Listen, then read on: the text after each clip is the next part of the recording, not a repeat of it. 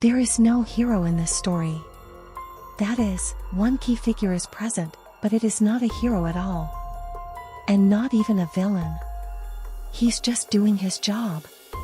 But this is not about that. His time has not yet come. This story took place during the plague. Pestilence depopulated many cities, like an avalanche, passed from one country to another. No one was ready for this, no one expected this. The plague came suddenly and took everyone away, sparing no one.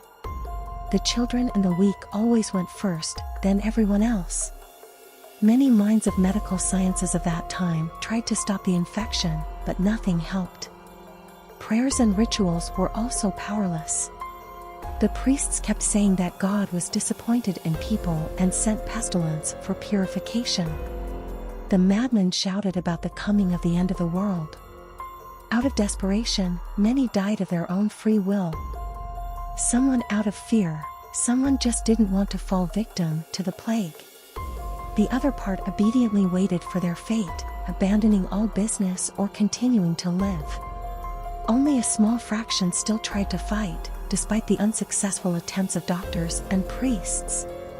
If you look from the outside, without delving into the essence of what is happening, it may seem as if everyone has gone crazy. Then they climb into the loops, then they just sit like dolls, then they imitate the daily routine, puppets under the power of an invisible puppeteer. Here, for example, a blacksmith hits the anvil, hits hard so that the sword is sharper and stronger. What for? After all, this sharp and strong sword will not be needed by a good fellow, having decided to give his life to protect the motherland. But the blacksmith still hopes for a bright future, hopes that a noble young man will take this sword, hopes that he will continue to forge such swords. From time to time, the blacksmith flashes a light of doubt, stops for a moment, thinks, then continues working again, dispelling all doubts. But the unpleasant aftertaste still remained. Now let's look at the dressmaker. She's sitting there sewing dresses. The question also arises, why? This is already her habit, there are no hopes, she just does her job and that's it. If her fate comes to die, it is God's will. But still trembles at the mention of infection, afraid of a terrible fate. I often thought of leaving my life myself, but I'm weak in spirit. Of course, she also sometimes hoped for the best, that she would continue to sew dresses for beautiful ladies, that she would continue to sew clothes for the poor and needy. But all these hopes were dashed when she saw a coffin being carried down the street and a bell ringing. It remained only to embroider jackets and dresses, which hardly anyone needs now. If only to the dead. It is not necessary to go far for the dolls. Here, for example, is the beautiful Dolores. A famous dancer for the whole city of an old pub, always striking with her angelic innocence, sometimes silly, and at the same time everyone's favorite virtuous. Now her pale skin had faded, her blue eyes stared blindly into nowhere, having lost their luster. The full body became a bag of bones. No, she didn't eat, it's just that the stress affected the poor thing so much. That's what Dolores' mom thought, taking care of her beautiful daughter so hard. She just ate with difficulty, without much desire. Suicides. They have always been there. Despite the fact that such a thing is punishable by the law of God, some decided on such a terrible act. So, for example, the eternally drunk and young Gregory.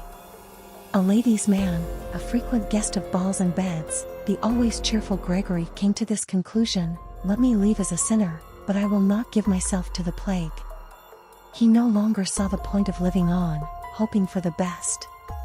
He wanted to believe that the plague would go away, that he would attend balls again, that he would climb under the dresses of beautiful girls again, but at the sight of the dead on the street, tears welled up in his eyes, and all faith broke like glass.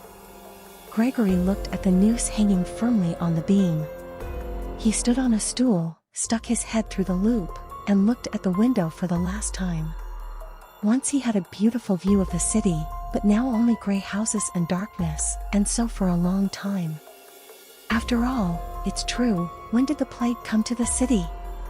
Those who saw it won't say they've been sleeping underground for a long time. But Gregory was not going to meet with pestilence. One push, and he will go into oblivion. Now we have moved on to the guest of this whole carnival of horror and suffering. Pestilence himself is a walking dead man with a swollen plum-colored face. He was floating around the city. A dark haze was spreading from under his gray hoodie, penetrating into every house, infecting everyone present. In his hands he held an open bag where the souls of the dead fell, flying out of the houses in white haze. A single whole eye, turning in different directions, managed to find the living and control the flow of the dead. Two ugly dwarfs, hunchbacked and crooked, circled around Pestilence, notifying of his arrival. Half the city was in his bag. From there came the mournful chanting of 100 voices.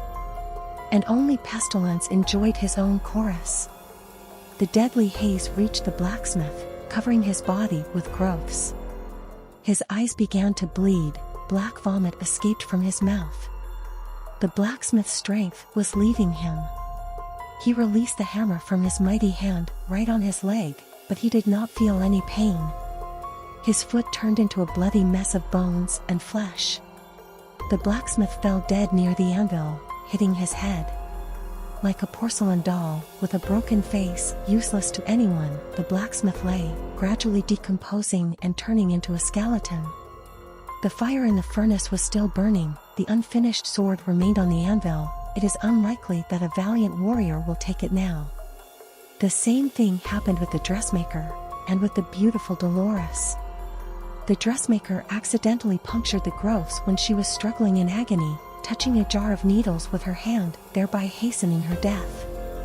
Black and red blood stained the walls of the tailor shop. Poor Dolores was just laughing hysterically. Now she looked like a sack of potatoes. Dolores stretched her arms up and shouted, "May the Lord take care of me, at least there, at home." She coughed up black goo and closed her eyes. Another city fell victim to the plague. Another bag was full. Pestilence gave the bag to the dwarfs, and he went on, quietly singing a lullaby. There are still plenty of souls ahead, good and bad, sweet and bitter, light and dark. The time will come when he will collect all the earthly collection. Unless, of course, there is someone who will stop him. But more hopes that he will still have time to complete his work. After all, no one knows where he will go next. Isn't it?